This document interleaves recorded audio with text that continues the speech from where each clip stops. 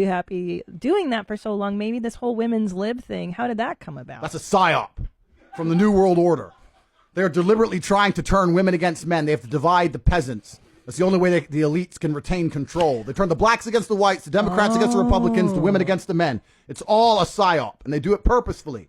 Listen, a revolution is nothing more than men standing in one place and saying this shit has to change. The reason there's no revolution, despite the absolute tyranny we experience here in the Western world, is because most men aren't allowed out the house because their wife will get mad at them. You have to be home at 10 o'clock.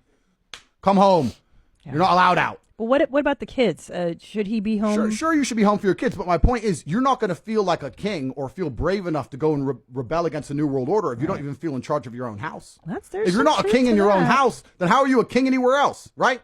And the law is set up in a way in the Western world. Like that. The law is set up in the way in the Western world where men have absolutely zero power. Most men are clinically depressed, working jobs they hate, in sexless marriages, and they know they can't leave because they lose the house and they lose the kids and they lose everything else. So they don't have time to be concerned with anything that's actually happening in the world. They keep us divided and distracted. And empowering females is the easiest way to weaken the will of men. What happened when the Romans conquered the Greeks? The first thing they did was kill all the fighting age males. And we live in a world now where they are deliberately killing the fighting age males. They're killing the spirit, the warrior spirit inside of men. And they're doing that by motivating females and empowering them to the point where they're going to sit there and go, you know what? I'm a feminist. You can't tell me what to do. I'm allowed to go out with my friends. He's just my friend. I'm allowed to sleep at his house and drink vodka. Oh, I only sucked his dick. What's the problem? You know what? Fine, we get a divorce. I'm taking the fucking house. Yeah. It's bull.